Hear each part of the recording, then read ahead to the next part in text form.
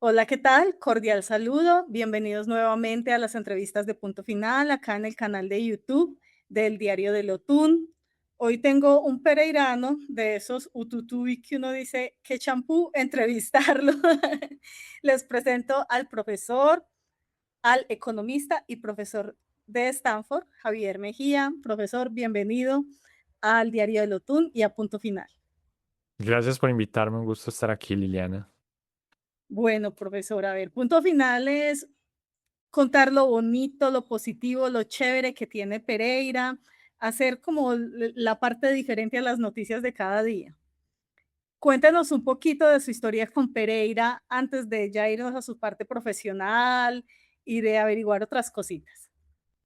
Pues yo crecí en Pereira, la familia de mi papá es de Pereira y, y aunque yo no nací en Pereira, desde, desde muy pequeño viví en Pereira, estudié en el Salesiano, hice toda mi primaria en el Salesiano. Y en mi adolescencia mi familia se fue a vivir a Cartago. Em, pero para mí siempre, digamos, cuando yo pienso en Pereira, siempre pienso como en Pereira ampliamente entendido y eso suele incluir a Cartago y bueno, la Virginia, Los Quebradas, Santa Rosa, en fin. Entonces, Pereira realmente es como mi hogar, o sea, cada vez que yo vuelvo a Pereira siento que estoy en casa, paso buena parte del año, de hecho, en Pereira, pues voy varias veces en el año y me quedo por periodos largos, entonces, no, es un lugar que quiero mucho, le tengo eh, mucho aprecio, gratitud y cada vez, o sea, cuando aterrizo en el Matecaña o cuando voy entrando por carretera, siempre me emociona mucho. Bueno, qué bien. Y entonces, ¿usted hace la universidad aquí o se va al exterior a estudiar economía? ¿Cómo es ya el inicio de su camino con la economía? No, a ver, yo estudié en realidad siempre en Colombia. Yo hice mi pregrado en Colombia, en la Universidad de Antioquia en Medellín, y después hice mi maestría y mi doctorado en los Andes, en Bogotá. Yo realmente me fui de Colombia, fue una vez terminé el doctorado. Estuve un tiempo en Francia, en la Universidad de Burdeos. Después de eso me contrataron en la Universidad de Nueva York, en el campus que tienen en Abu Dhabi, en los Emiratos Árabes, que por cierto están pasando unos días difíciles recientemente. Y después de eso me contrataron en Stanford, en California. Llevo aquí 5 años. Entonces, eso es un sendero un poco atípico, ¿no? Normalmente, de hecho, como el tipo de carrera más común entre académicos colombianos suele ser que estudian el pregrado en Colombia, luego se van a hacer un posgrado afuera y luego con frecuencia regresan a Colombia. Bueno, se quedan algunos trabajando por fuera. Lo mío realmente es poco convencional. No hay mucha gente que haga doctorados en Colombia, por cierto. Y bueno, la inmensa mayoría de los que em, lo hacen en buena medida para trabajar en Colombia, ¿no? Entonces lo mío es en ese sentido un poquito extraño. Pero mi conexión con Colombia sigue siendo muy, muy estrecha, ¿no? De nuevo, yo voy regularmente no solo a Pereira, pero también a Bogotá, a Medellín, escribo frecuentemente sobre Colombia, como que es algo muy importante en mi vida y en mi carrera todavía. Ujú. Bueno, la economía explicada así como para la gente del común, como soy yo y muchas de las personas que pueden ver este contenido, es algo que solo lo pueden entender esas personas como usted que la estudian y la analizan, porque cuando uno ve eso, uno dice, ¿qué es eso? O sea, ay, que la tasa representativa del mercado y que la bolsa y unas flechitas y que el petróleo y eso, y uno dice, "¿Mm?". Uno simplemente sabe que las cosas están caras o baratas. ¿Cómo hablar de economía para gente del común como nosotros? Qué buena pregunta esa. A ver, yo creo que la economía tiene en efecto como una naturaleza un poquito trágica en el sentido en el que por un lado es muy inmediata y a todos nos toca, ¿no? Entonces uno está profundamente involucrado con la economía todos los días, ¿no? A diferencia de otros temas especializados como, no sé, la aeronáutica, ¿no? Que uno se monta ocasionalmente un avión y qué sé yo, ¿no? Pero todos los días está uno interactuando con la economía. Sin embargo, en efecto, como que la disponibilidad del conocimiento especializado sobre economía es limitado y está restringido por el vocabulario y el lenguaje de los que se dedican a estudiarlo. Entonces, ciertamente yo siento que ahí hay un reto como comunicativo que no es fácil de abordar y que yo pienso que los economistas no hemos sabido afrontar y ni siquiera reconocer como muy honestamente, ¿no? Entonces, buena parte de los economistas académicos, por ejemplo, le escriben y le hablan a una comunidad muy pequeña de otros académicos y yo personalmente estoy bastante en contra de esa visión, ¿no? Ahora, bien, habiendo dicho eso, hay toda una comunidad de, uno podría llamar divulgadores, que es gente que trata de hacer accesible el contenido de economía. Yo, por ejemplo, soy buen amigo de unas periodistas colombianas que tienen una iniciativa que se llama Economía para la People, que justamente trata de hacer eso, como hablar de economía en términos muy sencillos y usan lenguaje de gente joven, ¿no? Usan memes y usan intensivamente las redes sociales y demás. Yo veo eso muy positivo, pero aún así no siento que eso resuelva el problema estructural, ¿no? Porque, digamos, eso, no, yo siento que no es una cuestión meramente de extraerle el lenguaje complejo a la economía, sino que se trata también de invitar a la gente a reflexionar como más profundamente sobre la economía, ¿no? Y no es una cuestión entonces tampoco de pensar que las masas o el ciudadano del común son tontos y entonces hay que hacerle descripciones con plastilina sobre el mundo, sino que hay que invitarlos a que puedan participar de las conversaciones complejas, ¿no? Y en ese espacio yo trato de contribuir un poco, yo escribo columnas de prensa, hago videos en YouTube que no son realmente de divulgación exactamente, pero tampoco son dirigidos a la academia, ¿no? A ver, yo tengo como toda mi agenda como académico y demás, pero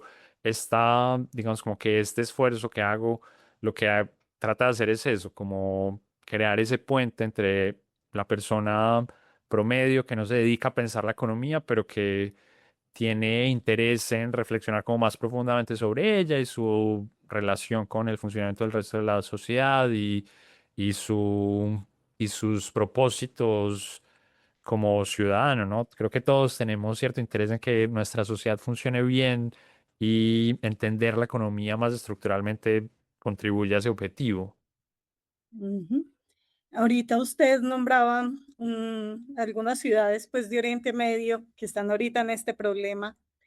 En cuanto a eso, el petróleo me imagino que tiende a subir y eso puede afectar en alguna medida el petróleo colombiano y el bolsillo de los colombianos a través de la gasolina, o para eso todavía falta mucho tiempo.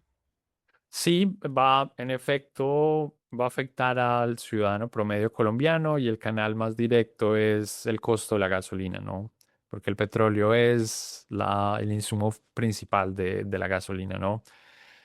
Va a tomar tiempo, en efecto, ¿no? El precio que uno ve en la estación de gasolina tiene un rezago a lo que es el precio del petróleo en bolsa, ¿sí? Porque está como al final de la cadena productiva de ese bien, digamos. Pero eventualmente, si el choque es sostenido y se experimenta genuinamente una reducción de la oferta de petróleo en el mundo, eso ciertamente se va a traducir en precios del petróleo más altos sostenidos y en precios de la gasolina más altos, sobre todo ahora que los subsidios a la gasolina en Colombia se han ido levantando. Entonces, ese es un canal muy directo y eso va a pasar eventualmente y eso se va a traducir entonces en la inflación, ¿no? Porque no solo es que la gasolina le suba a los que tanquean el carro, sino que toda la economía está basada en un sistema que se mueve en gasolina, ¿no? Entonces, los precios van a aumentar en la inmensa mayoría de productos. Ahora, Colombia, como no solo es consumidor de petróleo, sino que también es productor de petróleo, se va a ver impactado de otra forma y es posiblemente una forma positiva y eso quiere decir entonces ingresos más altos producto de exportación de petróleo. Entonces, como en la gran escala de lo que estamos viviendo, que es un choque global, Colombia va a ser posiblemente los países menos afectados, ¿no? Si uno lo piensa comparado con, no sé, Corea del Sur o Japón, por ejemplo, que no producen petróleo, sino que tienen que importarlo todo, ¿no? Entonces, eso tiene ese lado positivo, eso va a ser entonces positivo para las empresas petroleras, también para las finanzas del Estado, que por cierto es un aspecto y quizá de los más relevantes en la coyuntura colombiana actual. Entonces, tiene como ese lado positivo, pero definitivamente lo que uno debería esperar es eso. Si el choque persiste, si la guerra se alarga, si se traduce en impacto en la producción petrolera, eso va a hacer que tanquear el carro sea más costoso, pero también que muchos otros productos simplemente empiecen a aumentar de precio. Ujú. Bueno, también en mis averiguaciones, pues, previas, eh, usted llegó mucho a la economía por su papá y por los libros de su papá y eso. Si él de pronto hubiese tenido otra profesión o ¿usted de todas formas se imagina a usted en la economía o esa influencia marcó definitivamente su decisión de vida? Qué bonita pregunta.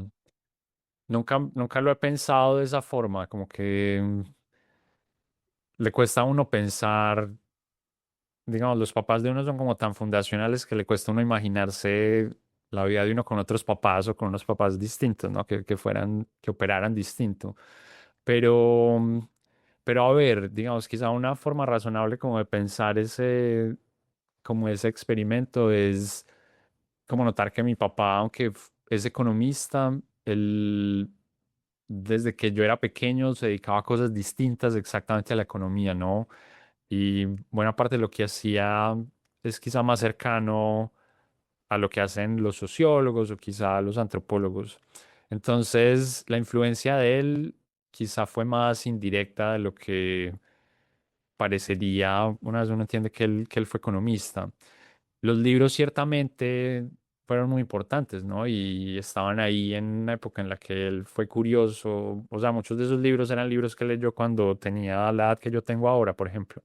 Entonces, posiblemente sí. Es decir, quizás si él hubiera sido ingeniero y en su juventud hubiera comprado libros de ingeniería, quizá eso me hubiera interesado. Yo en general tengo intereses como muy amplios, ¿no? Y a lo largo, digamos, en la medida en la que mi carrera va avanzando, de hecho, cada vez me muevo más lejos de la economía. Yo, por ejemplo, trabajo en un departamento de ciencia política y buena parte de lo que hace mi agenda de investigación actualmente es pensar la política. Yo hago mucha historia, es fundamentalmente historia económica, pero de nuevo como muy cercano a la historia, a las humanidades. Entonces, sí, creo que puedo imaginarme un sendero en el que cambiaban cosas inicialmente y me hubiera movido lejos de lo que me interesa en la actualidad y lo que pasa es que sí, no sé, es decir, una vez uno abre esa caja de Pandora de qué hubiera pasado si no pasó lo que pasó, como que quién sabe, sí,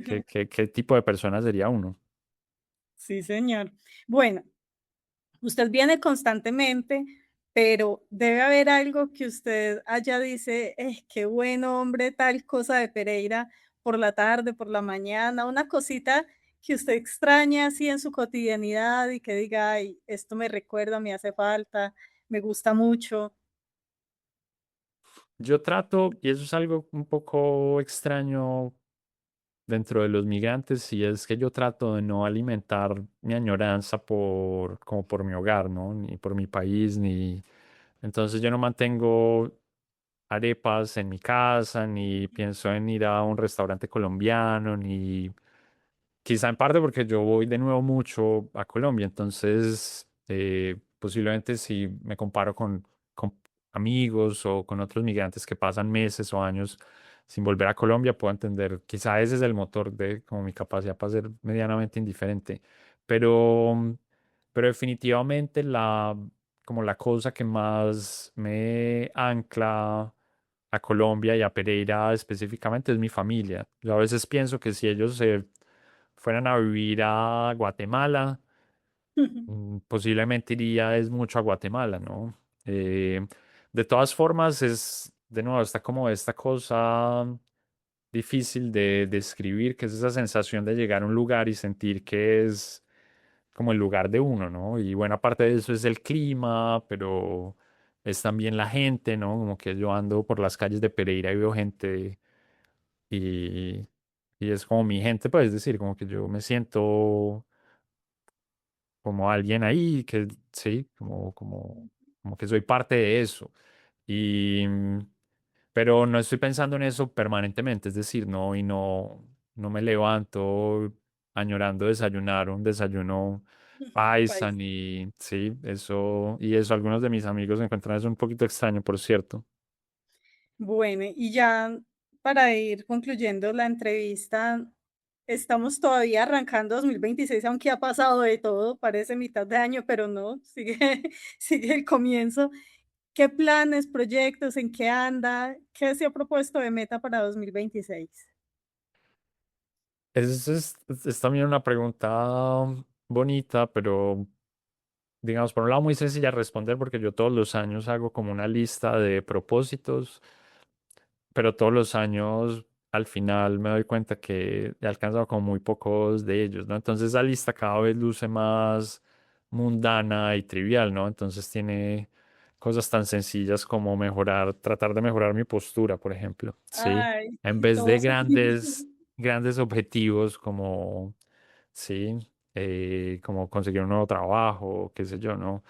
¿La de Pero ir al gimnasio no está o sí? sí, como ser más juicioso con eso, por ejemplo, pero quizá como para una respuesta un poquito más útil, pues tengo proyectos que espero que avancen, ¿no? Entonces tengo un libro en progreso que esperaría tener como un manuscrito, ojalá a final de año para mi editor. Tengo papers que quisiera que salieran, tengo invitaciones a charlas que espero que la estabilidad del mundo no las ponga en riesgo. Yo, sí, de nuevo, como que yo trato de evitar ser como hiperambicioso y como muy demasiado granular en los objetivos, pero espero como que todos los días pueda avanzar un poquito en todas las cosas en las que trabajo. Ujú. Bueno, qué bien. Em, ya para terminar, una frase. A mí me gusta preguntarles a las personas que entrevisto una frase como de vida, que les guste, que la tenga como presente. O sea, me gusta conocer a los personajes a través de esa frase. ¿Cuál sería la suya? Pues a ver, yo doy una clase, por ejemplo, que es sobre sociedades que han colapsado en el pasado, se llama colapso social, ¿no? Entonces, imperios que han caído, ciudades que han sido abandonadas, entonces es una clase que atrae mucha gente muy pesimista. Y sin embargo, la clase tiene un tono medianamente como positivo y tiene como un lema que puede servir entonces como una frase útil, que es en español sería algo así como la esperanza es el fruto de aparecer. Es como, y lo que quiere decir es, o la forma en la que yo lo entiendo es que realmente los destinos trágicos no son del todo inevitables. Es decir, siempre pueden pasar cosas malas, y esto tanto a nivel individual como a nivel colectivo, ¿no? Hay senderos que son muy peligrosos y que lo pueden llevar uno a escenarios muy dolorosos, ¿no? Si uno piensa en contextos sociales donde mucha gente pierde su trabajo, donde el autoritarismo se toma la sociedad, donde las injusticias se generalizan, donde se destruye la sociedad. O sea, esos son escenarios factibles. Sin embargo, todos los días son como oportunidades para evitar que el mundo vaya por ese escenario, ¿no? Entonces esa es la parte de que la esperanza está entonces en aparecer todos los días y tratar de que las cosas salgan mejor. Y creo que tiene además una cosa interesante y es que ayuda a pensar la esperanza como algo que se construye, ¿no? Normalmente en la forma en la que se reflexiona sobre la esperanza es como algo que existe, ¿no? Entonces uno, por ejemplo, en español dice algo así con frecuencia, como la esperanza es lo último que se pierde, o sí, que tiene un tono positivo, pero digamos, esa forma de ver la esperanza es como si la esperanza existiera, ¿no? Como que Dios se la entregó a uno, ¿no? Y está por ahí.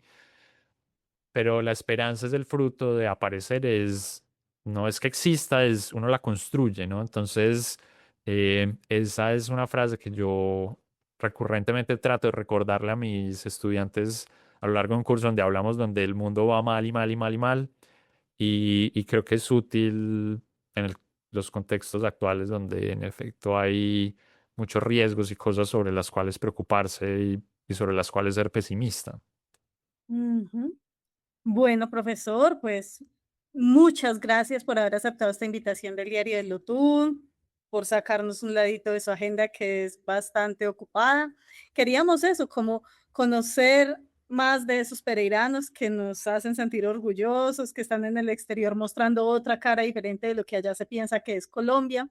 Y pues cuando venga también las puertas abiertas en el periódico y muchas gracias. Lo dejo para que se despida. Muchas gracias. No, una conversación muy agradable, Liliana.